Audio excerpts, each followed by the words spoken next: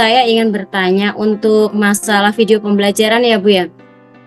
Kalau kebetulan saya mengajar di SD, sedangkan ijazah saya itu akuntansi ya Bu ya, ekonomi gitu. Maksudnya PPG-nya bidang studinya ekonomi. Itu saya membuat video pembelajarannya di tempat saya mengajar, apa harus ke SMP apa ke SMA Bu? Ini ya karena beda sekolah ya. Sebenarnya kalau untuk sertifikasi itu ngikutin ini Bu, ngikuti bidang studi ijazah terakhir. Jadi seperti halnya yang tahun lalu yang PPG dalam jabatan yang masuk ke kampus-kampus itu kan ada juga contoh juga di saya ya, saya dari Prodi Pendidikan Geografi, ada yang S1-nya itu alumni Pendidikan Geografi UNES, kemudian ditempatkan di geografi PPG Geografi ya Unimed. Padahal yang bersangkutan itu sudah P3K di SD ya dan sudah udah agak lama itu di SD seperti itu. Nah, karena untuk sertifikasi ini kan mengikuti ijazah, itu sebaiknya ya memang harus di SMA Bu. Kalau Ibu ekonomi ya ekonomi. Kebetulan kan Bu, saya kan memang Ya, P3K-nya kan dapatnya di SD karena katanya linear.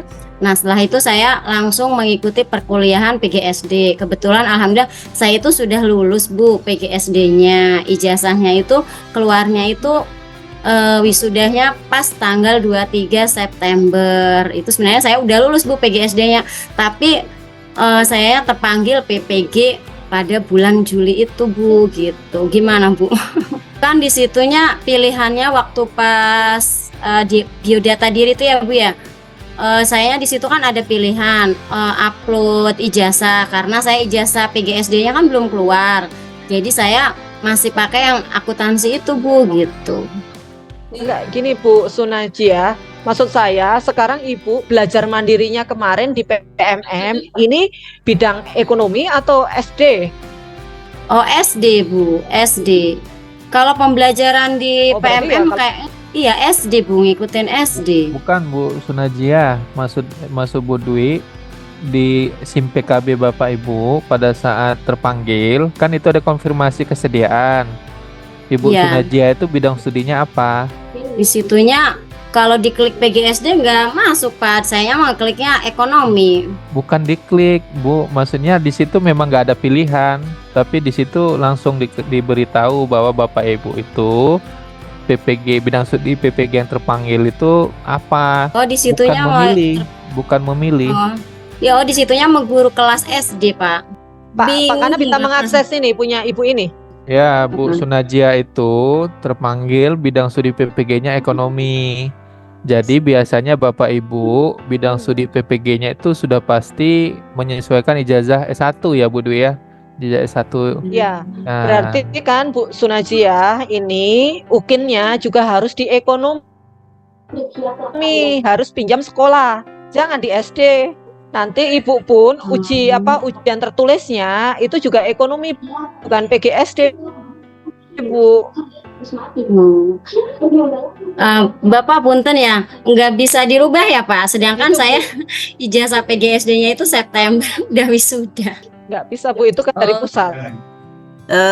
Memang kami yang dari ekonomi itu ijazah S1-nya memang akuntansi atau mungkin keuangan atau yang lainnya berkaitan dengan ekonomi.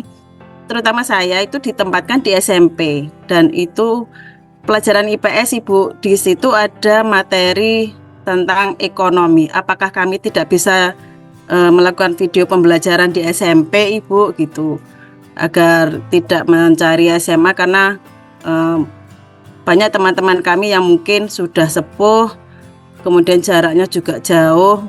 Dan waktunya mungkin kan tadi Pak Kana bilang sekitar tanggal 8 sampai berapa itu harus sudah melakukan video pembelajarannya. Itu nanti tanggal 11 sampai 19 sudah upload videonya. Tadi yang disampaikan sama Pak Kana itu jadwal-jadwalnya itu untuk yang tadi tulisannya periode 2 Bapak, yang ada penugasan dan piloting itu termasuk yang di tahap 1 atau tidak? Itu memang Bapak Ibu mengikuti periode UKPPG-nya. Jadi UKPPG itu sudah berlangsung 2 kali untuk tahun 2024. makanya periode 2. Nah, tapi diperuntukkan bagi PPG bagi guru tertentu tahap 1 dan retaker atau yang mengulang. Itu Bu Mesdarini. Terkait dengan jadwalnya tadi sudah sesuai dengan yang terlampir di surat ya Bapak Ibu ya. Nah, ini jangan sampai Bapak Ibu lewat untuk mengunggahnya. Nah, untuk pengambilan video sendiri itu kalau berdasarkan surat itu adalah berdasarkan periode pendaftaran. Jadi pengambilan videonya itu adalah di antara tanggal ini Bapak Ibu.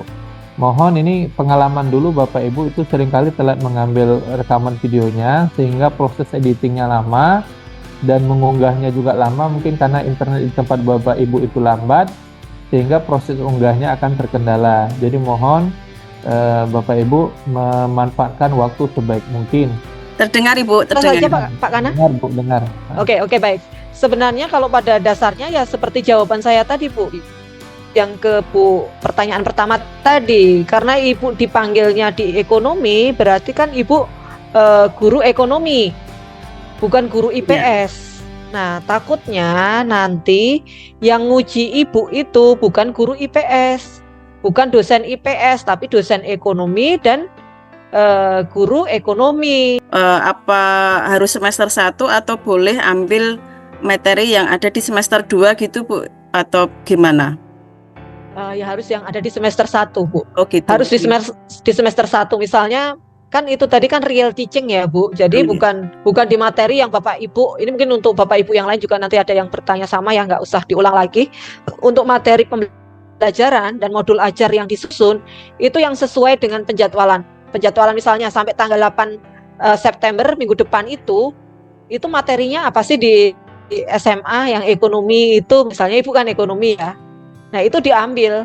Pertanyaan saya Bu, cuma satu, apakah di dalam modul itu, modul ajar yang akan dibuat untuk video pembelajaran harus menggunakan model pembelajaran yang ada di PMN? Di PMN itu kan modul itu terdapat model-model pembelajaran, misalnya ada UBD, ada berdiferensiasi, ada CRT, ada TARL. Atau kita boleh menggunakan model pembelajaran selain dari yang ada pada modul PMN. Terima kasih.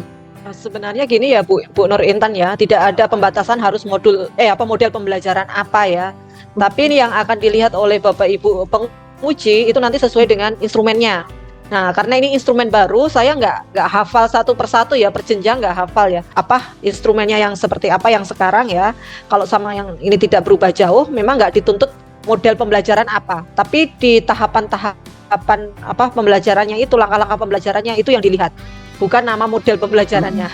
Yang saya tanyakan Pak, tadi ada masalah pengunggahan video. Yang pertama video utuh, yang kedua itu video editan. Apakah dua-dua videonya diunggah atau pilih salah satunya? Itu yang pertama Pak. Terus yang kedua itu masalah yang dijelaskan sama Bu Dwi sama Pak Kana itu perasaan beda ya Pak. Tadi videonya disimpan di Google Drive Belajar ID kata Bu Dwi, sementara Pak Kana bilang itu melalui email pribadi. Jadi itu Pak pertanyaannya. Terus yang ketiga Pak ya, saya tanya sekaligus masalah pengambilan video pembelajaran. Video pembelajaran tadi terakhir pengambilan videonya tanggal 8 September. Itu bertepatan dengan hari Minggu ya Pak. Kalau seandainya nih Pak, kami ambil videonya di tanggal 9 di hari Senin, tapi ngeditnya pas ngumpulan videonya kami tidak telat, apakah boleh? 3 pertanyaan. Terima kasih Pak. Ya, terkait dengan tanggalnya Bapak Ibu jangan menggesernya mundur ke belakang ya. Seharusnya malah dipercepat karena nanti Bapak Ibu kan harus ada yang diedit. Jadi kalau Bapak Ibu nanti ngerekamnya di tanggal 8 atau tanggal 7, nanti ngedit itu butuh waktu Bapak Ibu. Makanya usahakan 3 hari sebelum lah paling enggak itu udah mengambil rekamannya. Sehingga nanti waktu mengedit itu nggak terburu-buru Bapak Ibu. Ya. Kemudian terkait dengan penyimpanan. Memang kalau di panduan diharapkan disimpannya di email atau Google Drive-nya belajar.id. Tapi pengalaman yang tahun lalu ini pengalaman ya Bapak Ibu ya, kejadiannya akan pasti nanti sama. Kalau Bapak Ibu menggunakan email belajar.id, Yang kemarin ya, tiba-tiba itu mendadak kemarin kapasitas drive-nya itu dikurangi. Ya, tiba-tiba muncul informasi dari pusat bahwa Google Drive-nya dibatasi hanya 1 giga per email belajar.id. Nah, jadi untuk mengantisipasi itu Bapak Ibu, kemarin juga tahun lalu kita sarankan untuk disimpan di email biasa. Ya, kalau email biasa itu kan kapasitasnya 15 giga ya. Kalau Bapak Ibu buat baru misalnya kalau masih kosong itu 15 giga. Sehingga kapasitasnya itu lebih leluasa Bapak Ibu simpan. Ya gitu ya Bu Asniati ya. Jadi tetap pakai email yang biasa. Yang kedua, kalau Bapak Ibu pakai email belajar.id, kalau nanti Bapak Ibu pengujinya tidak menggunakan email belajar.id, itu biasanya nggak bisa kami buka. Nah, nanti jadi masalah. Pengujinya nggak bisa menonton video Bapak Ibu. Ya, jadi mohon pakai email biasa. Tapi pastikan email biasanya Bapak Ibu bisa buka, jangan nanti setelah dibuat besoknya udah lupa. Nah, ini jadi masalah karena nanti mungkin Bapak Ibu salah nge-share gitu. Pada saat kami hubungi minta dibukakan linknya, malah Bapak Ibu lupa akun email yang baru. Itu juga diingat, jangan sampai lupa. Yang pertama tadi terkait dengan yang diunggah itu yang mana? Kalau pengalaman yang kemarin itu keduanya diunggah linknya. Ya, jadi ada link video utuh yang 2 JP tadi, ada link yang sudah diedit. Jadi dua-dua. Walaupun di panduan mungkin hanya 1 tadi ya. Nah, tapi nanti dua-duanya disiapkan karena pengalaman kemarin Dua Pak Kana, dua dua. ya? Iya, Pak 2. Kana di panduan 2. Iya. Berarti 2 Bapak Ibu. Jadi video utuh sama video yang sudah diedit 20 sampai 30 menit. Begitu Bu Arniati. Baik, terima kasih Pak. Untuk pembuatan video pembelajaran di bimbingan konseling itu kan ada bimbingan klasikal dan individu, konseling individu. Itu durasinya per bimbingan klasikal 2 JP atau bimbingan klasikalnya 1 JP, untuk konseling individu 1 JP. Jadi total 2 JP. Kalau 2 JP berarti yang bimbingan klasikal 2 JP, yang individu 2 JP berarti kita 4 JP. Ataukah 1 JP Ibu? Ya, kalau yang saya baca di panduan, kalau yang lama-lama mungkin Bapak kan tanya ya, yang lama itu bimbingan konseling itu ada 2. Kalau yang di sini yang ditetapkan di panduan, ini saya baca panduan yang terakhir saya baca ya Pak, yang di ini itu hanya klasikal Pak. Karena waktu itu memang ada protes dari BK. BK kan yang lama sebelum ini kan 2 video yang dilihat, 2 RPP yang dilihat, yang dibuat oleh mahasiswa tugasnya tambah, kemudian yang dilakukan oleh penguji juga tambah, sementara honor untuk menguji juga sama dengan bidang studi yang lain gitu loh Pak. Saya lihat itu hanya 1, tapi ngikutin nanti. Ya, teman saya di LPTK lain itu ya mohon maaf ini cuma perubahan aja. Itu pembuatan videonya ada 2 Bu, klasikal sama konseling individu. Nah, itu makanya apakah tiap LPTK itu dalam pembuatan video pembelajaran untuk mahasiswa itu berbeda? Apakah seperti apa Bu acuannya? Apakah di Universitas Negeri Medan ini cuma 1 video saja untuk klasikal? Apa gimana Ibu? Ini pastinya biar kami tidak bingung dan nanti dalam pembuatan video pembelajaran. Izin Bu Dwi biar saya share Tadi ininya saya baca dari suratnya itu. ya. Oh ya, boleh suratnya. Di surat. Kalau yang saya tahu ini tadi hanya klasikal. Coba seperti apa Pak Kanas? Oh, aku ada 2 ini lain lagi nih Pak. Nah, makanya itu mohon maaf Pak Fridi. Saya baca di panduan itu hanya 1 klasikal. Ya. Masing-masing 1 JP. Oh ya udah berarti yang benar ini, mohon maaf Pak. Terkait dengan UP atau ujian tertulisnya nanti akan dipandu Bapak Ibu oleh pengawas ya. Jangan dicoba sekarang karena aplikasinya juga belum update ya. Nah, jadi jangan dicoba untuk saat ini. Fokus saja untuk UKIN dulu Bapak Ibu ya. Nah, nanti terkait dengan ujian tertulis atau UP, Bapak Ibu akan dipandu oleh pengawas. Ya, nanti masing-masing pengawas akan memandu 20 peserta. Jadi nanti ada WA grupnya sendiri oleh pengawas ya. Nah, untuk saat ini belum Bu Sulasri. Ini mengenai tentang pengunggahan modul ajar tadi atau RPP tadi Bu, Pak. apakah itu tadi kan diminta ya untuk lengkap, itu maksudnya lengkap itu modul ajar tersebut yang kita upload nantinya itu lengkap dengan asesmennya sama refleksi yang dari anak itu atau gimana? Apa cukup ini saja, modul ajarnya saja gitu? Itu ya pertanyaan yang pertama. Untuk pertanyaan yang kedua, untuk pengiriman itu kan melalui link. Apakah harus dari Google Drive atau boleh yang lainnya seperti YouTube atau ya seperti YouTube lah istilahnya kan. Masalahnya kalau mengingat yang sudah itu Pak, kalau kita masukkan file itu ke Google Drive itu terlalu berat kayaknya, jadi membutuhkan waktu yang terlalu lama atau gimana. Jadi sebagai alternatif mungkin bisa di YouTube atau gimana gitu Pak. Itu aja Mbak. Jadi selengkap mungkin ya Pak, media pembelajarannya seperti apa, jangan hanya modul doang. Tapi kan ini kan kemampuan mengajar, kemudian refleksi, evaluasi di akhir. Kalau nggak ada instrumen asesmennya, gimana Bapak Ibu melakukan evaluasi di akhir ke siswa?